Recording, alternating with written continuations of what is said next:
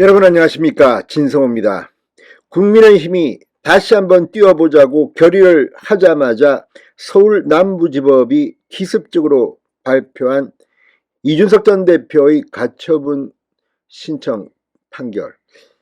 일부 신청을 인용하면서 지금 국민의힘은 대혼돈에 빠졌습니다.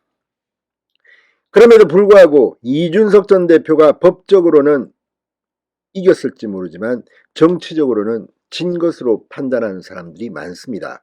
물론 국민의힘에도 이준석 전 대표를 지지하는 의원들이 없지는 않습니다.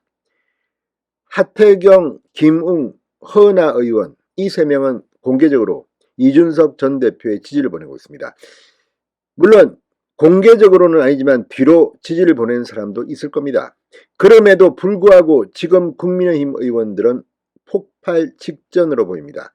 물론 이 폭발 직전의 분노는 이준석 전 대표에 대한 것이기도 하지만 이준석 전 대표를 윤리위원회에서 처리하고 또 비상대책위원회로 전환하는 이 과정에서 무능을 보여줬다는 평가를 받고 있는 일부 윤핵관에 대한 분노도 포함됩니다. 오늘 아침 조선, 동아, 중앙 등 주요 보수 성향의 언론들의 사설만 봐도 알 수 있습니다. 칼럼만 봐도 알 수 있습니다. 윤핵관의 감정적인 일처리 방식에 대해서도 비판이 있습니다. 그러나 다 떠나서 이준석 전 대표가 법적 판단에 의해서 당대표로 복귀한다 하더라도 과연 국민의힘 당원들과 국회의원들이 이준석을 대표로 인정할 것인가는 또 다른 문제입니다. 정치적 문제입니다. 물론 지금 젊은 성향의 당원들이 가입을 하고 이준석 전 대표의 지지를 보내는 사람들이 없지는 않습니다. 그럼에도 불구하고 지금 국민의힘은 이준석에 대한 분노로 폭발 직전에 있습니다. 지금 국민의힘 당 게시판에는 이준석 그리고 황정수 부장판사에 대한 분노가 폭발하고 있습니다. 물론 이준석에 대해서 격려하는 글도 있지만 그렇게 많아 보이지는 않습니다. 조금 있으면 후속 대응을 논의한 국회의원들이 모이는 국민의힘 의원총회가 열립니다. 그동안 권성동 원내대표, 조호영 비대위원장 그리고 대통령실의 정무라인들 아마 고민을 많이 했을 겁니다. 어떤 결과가 나올까요? 알 수는 없습니다. 그럼에도 불구하고 분명한 것은 이준석은 이제 같이 국민의힘에서 일할 수 없다는 의원들, 당원들이 늘고 있습니다. 방금 전 김영환 충북지사, 국민의힘 소속 김영환 충북지사가 오랜만에 글을 올렸습니다. 물론 이건 김영환 지사의 개인적 견해입니다. 그러나 이에 동조하는 사람들은 많을 겁니다.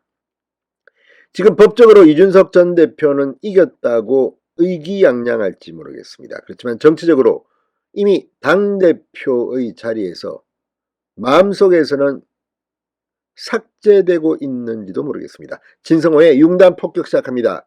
이준석 전 대표를 융단 폭격합니다. 방송에 앞서 아직 진성호 방송에 구독자가 아니신 분은 붉은색 구독 버튼 눌러주십시오. 더 좋은 방송으로 보답하겠습니다.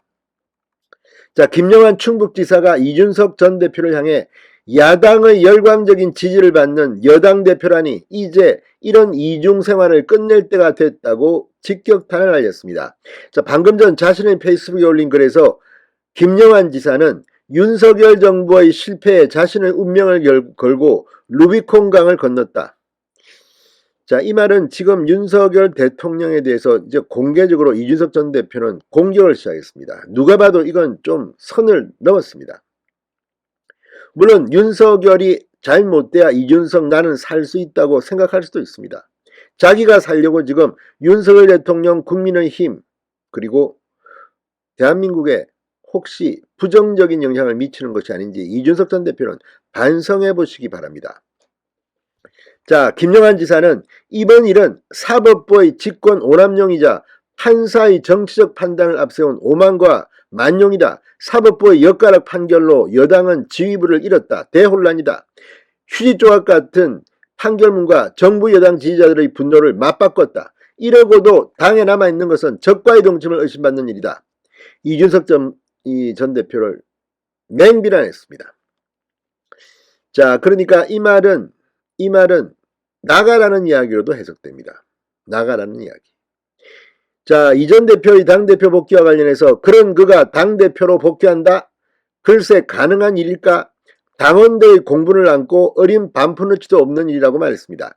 지금 이준석 전 대표가 계속 당원 가입을 독려하는 이유가 뭘까? 이것에 대한 답이기도 합니다. 자, 지금 이준석 대표를 제명하거나 출당시키거나 이런 게 없을까? 지금 당원들은 이런 글들을 쓰고 분노하고 있습니다. 그만큼 법원은 황정수 부장판사는 이준석의 손을 들어줄지 모르겠지만 이것 또한 정당의 자율성을 침해하는 정치적 판결이라는 비판이 많습니다. 이런 가운데 이준석 전 대표가 오히려 여기서 이겨서 의기양양하고 또 뭐 어떻게 한다, 함께 가기는 힘들어진 것 같습니다. 자, 김 지사는 이준석 전 대표는 이겼으나 이기어도 이긴 것이 아니라 가장 크게 잃었다. 그는 분노의 힘을 국민의 힘의 분노를 쌓았고 민주당과 그 지지자들과 한몸이 됐다. 그의 비호감은 어디다 리사이클링 할 수 없을 정도로 악화됐다. 민주당의 역선택에 의존하는 정치를 언제까지 할 것인가? 그들이 타고 있는 배가 윤석열 몰락 기원의 깃발을 펄럭이며 배신의 항구에 닿고 있다고 비판을 했습니다. 물론 김영한 지사의 이 발언은 굉장히 강합니다. 그리고 여기에 동조하지 않는 사람도 있을 수 있습니다. 그럼에도 불구하고 김영한 지사의 말이 본질을 꿰뚫은 게 아닌가 싶습니다. 이준석 전 대표의 법적 위상과 별도로 정치적으로는 이제 당대표가 아니라는 것을 강하게 시사하고 있습니다. 오늘 국민의힘의 총 많은 의견이 나올 테고 아마 굉장히 시끄러울 겁니다. 그래야 됩니다. 그리고 빨리 이 위기를 대응하기 위한 방법을 찾아야 합니다. 무엇보다 지금의 당헌 당규의 근거에서 이준석을 이제 처리하는 방법을 고민할 때가 됐습니다.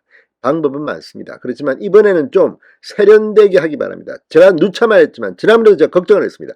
좀 잘하라고, 단디해라고. 뭡니까? 구멍이 숭숭 뚫리고.